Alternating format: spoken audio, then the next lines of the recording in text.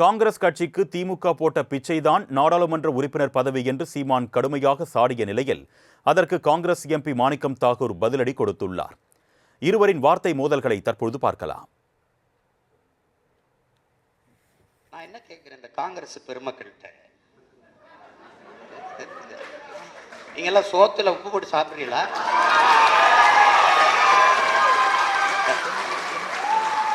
உங்களுக்கு மானம், ரோசம், சூடு, சொரணை, வெக்கம் இதில் ஏதாவது ஒன்று இருக்க?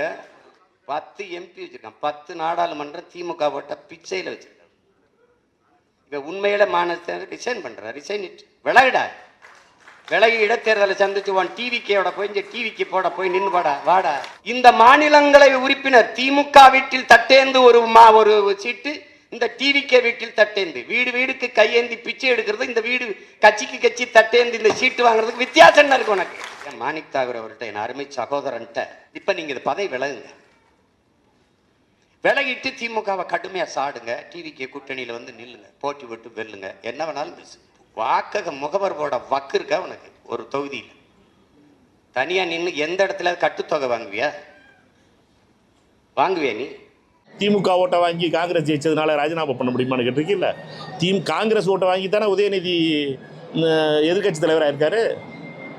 காங்கிரஸ் ஓட்டு இல்லாமலே அவர் உதயநிதி திருவள்ளிக்கணியில் ஜெயிச்சிருக்காரு. இது வரைக்கும் காங்கிரஸ் ஓட்டு இல்லாமல் அவர் ஜெயிச்சிருக்காரு. அது வரைக்கும் அவரை உங்கள் தம்பி உதயநிதியை ராஜினாமா பண்ண சொல்லுங்கள். அடுத்து 24 மணி நேரத்தில் ஓம் பிர்லா பார்த்து நான் ரெசிக்னேஷன் கொடுத்துருவேன். இந்த சவாலை ஏற்க தயாராக இருக்காரா சீமான்? உதயநிதியை ராஜினாமா பண்ண முடியுமா? உங்கள் தம்பி யாருக்காக நீங்கள் இந்த டீலிங் போட்டு ஜிங்ஜாங் அடிச்சுக்கிட்டு இருக்கீங்களோ, உதயநிதிக்காக ஜிங்ஜாங் அடிச்சுக்கிட்டு இருக்கீங்களோ, நீங்கள் இந்த பண்ண தயாராக இருக்கீங்களா சீமானுக்குன்னு கேட்க விரும்புகிறேன்.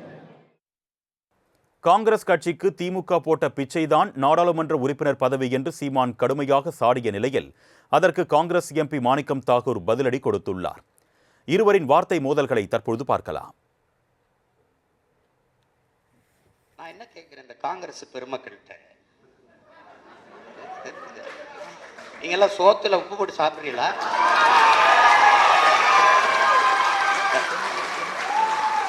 உங்களுக்கு மானம், ரோசம், சூடு, சொரணை, வெக்கம் இதில் ஏதாவது ஒன்று இருக்க? 10 எம்பி வச்சிருக்கான், 10 நாடாளுமன்ற திமுக போட்ட பிச்சையில் வச்சிருக்கான். இப்போ உண்மையில மானத்தை ரிசைன் பண்ற, ரிசைன் விலகிடா, விலகி இடைத்தேர்தலை சந்திச்சு டிவிக்கோட போய் இந்த டிவிக்கு போட போய் நின்று வாடா. இந்த மாநிலங்களவை உறுப்பினர் திமுக வீட்டில் தட்டேந்து ஒரு சீட்டு, இந்த டிவிக்கே வீட்டில் தட்டேந்து, வீடு வீடுக்கு கையேந்தி பிச்சை எடுக்கிறது, இந்த வீடு கட்சிக்கு கட்சி தட்டேந்து இந்த சீட்டு வாங்குறதுக்கு வித்தியாசம் என்ன இருக்கு உனக்கு?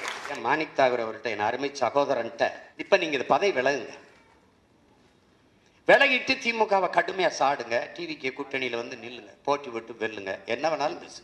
வாக்கக முகவர் போட வக்கு இருக்கா உனக்கு? ஒரு தொகுதியில் தனியா நின்று எந்த இடத்துல கட்டுத்தொகை வாங்குவியா நீ? திமுக ஓட்டை வாங்கி காங்கிரஸ் ஜெயிச்சதுனால ராஜினாமா பண்ண முடியுமான்னு கேட்டிருக்கீல்ல. காங்கிரஸ் ஓட்டை வாங்கி தானே உதயநிதி எதிர்கட்சி தலைவராக இருக்காரு. காங்கிரஸ் ஓட்டு இல்லாமலே அவர் உதயநிதி திருவள்ளிக்கணியில் ஜெயிச்சிருக்காரு.